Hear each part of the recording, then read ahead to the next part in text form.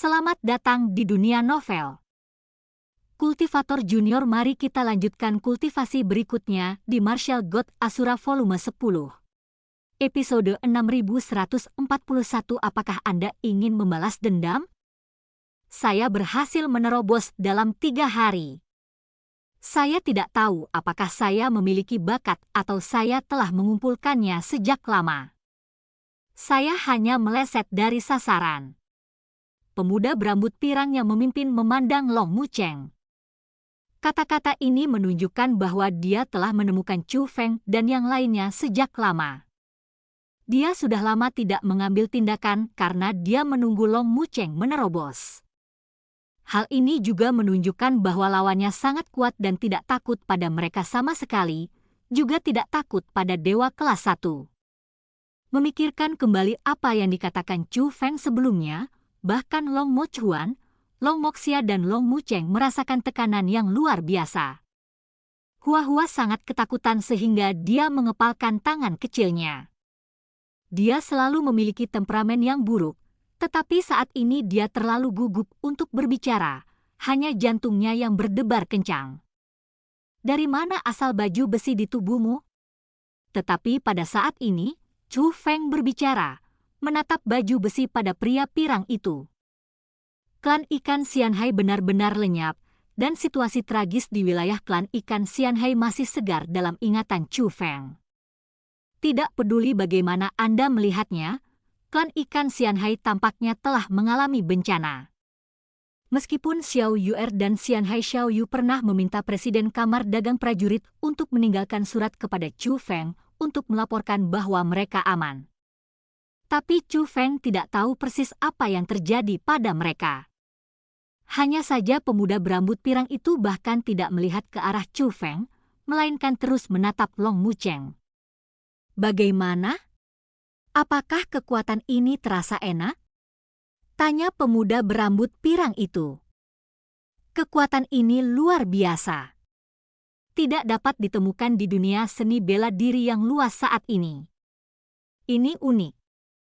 Terima kasih banyak. Long Mucheng buru-buru memberi hormat dan segera berkata, saat kami datang ke sini, kami tidak tahu wilayah siapa itu. Kami mengira itu adalah kekuatan yang ditinggalkan nenek moyang kuno kami. Saya minta maaf atas segala pelanggaran yang mungkin saya timbulkan. Karena itu adalah sesuatu yang memiliki pemiliknya, maka tentu saja aku harus berterima kasih. Saat Long Mucheng berbicara, dia mengeluarkan tas Qian Kun, lalu mengangkat tangannya sambil menundukkan kepalanya. Dan tas semesta juga terbang menuju pemuda berambut pirang itu. Pemuda berambut pirang itu mengambil tas Qian Kun dan tersenyum ringan. Kamu cukup sopan. Tapi kemudian, dengan lambaian lengan bajunya, dia menjatuhkan tas Qian Kun di kaki Long Mucheng. Dalam hal ini, tidak akan sulit bagi saya untuk membantu Anda. Saya akan meninggalkan kultivasi saya dan mengampuni hidup Anda. Begitu kata-kata ini keluar, ekspresi Long Mucheng dan yang lainnya berubah drastis. Saya pikir mereka adalah orang-orang yang ramah, tetapi jika dilihat sekarang, mereka terlalu banyak berpikir. Tuan, Anda sangat lucu dan tahu cara bercanda. Long Mochuan berkata sambil tersenyum. Candaan? Pria pirang itu tersenyum menghina, dan kemudian ekspresinya tiba-tiba berubah dingin. Kamu semut, apakah kamu layak membiarkan aku mengolok-olokmu? Pada saat ini, mata Long Mucheng langsung berubah. Dia menyeret Chu Feng dan yang lainnya ke belakangnya, lalu mengambil tas Qian Kun di tanah dan menatap pemuda berambut pirang itu. Jangan menyerah, kan? Menghadapi perubahan kata-kata Long Mucheng, pemuda berambut pirang itu tidak marah. Sebaliknya, dia menyipitkan matanya dan memandang Long Mucheng dengan bercanda. Hei, semut itu marah. Sepertinya kamu tidak mau berkultivasi dengan biaya sendiri. Kamu ingin aku melakukannya sendiri? Long Mucheng juga tersenyum menghina. Baiklah. Kalau begitu saya ingin melihat kemampuan Anda. Setelah Long Mucheng selesai berbicara, Chu Feng dan yang lainnya langsung dilindungi oleh kekuatan yang kuat. Pada saat yang sama, kekuatan lembut dengan cepat mendorong mereka menjauh. Ketika Chu Feng dan yang lainnya bereaksi, Long Mucheng, pemuda berambut pirang dan yang lainnya tidak lagi terlihat. Long Muchenglah yang mendorong mereka menjauh. Reaksi pertama Chu Feng dan lainnya adalah menggunakan metode observasi untuk melihat situasi spesifik. Bum bum bum.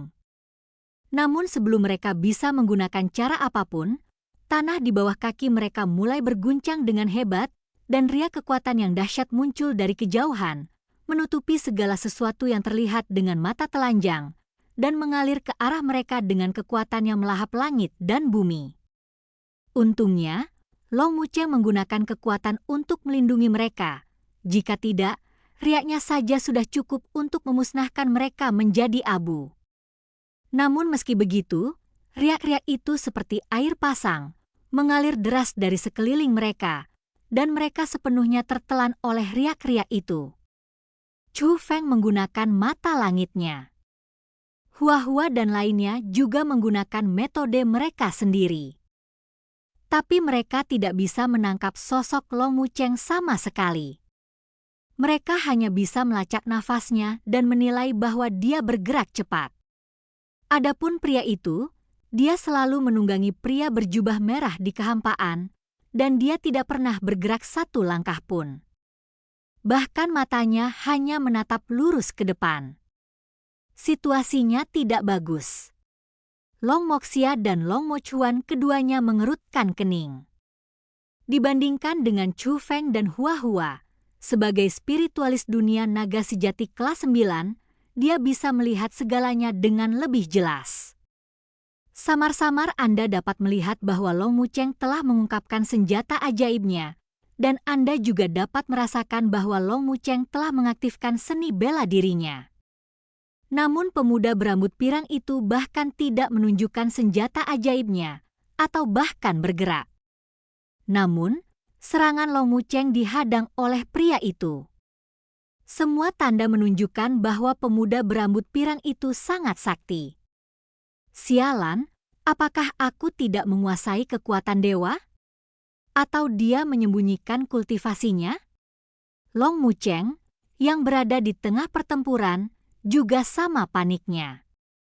Setelah pertarungan singkat, dia bisa merasakan bahwa tingkat kultivasi pihak lain sama dengan miliknya, dan dia juga dewa kelas 1. Namun, kesenjangan kekuatan tempur antara keduanya tampaknya sangat jauh. Senjata seperti senjata ilahi yang sangat meningkatkan kekuatan tempur sudah ada di tangan, dan seni bela diri yang kuat digunakan satu demi satu. Tapi pihak lain tidak bergerak atau bahkan memandangnya.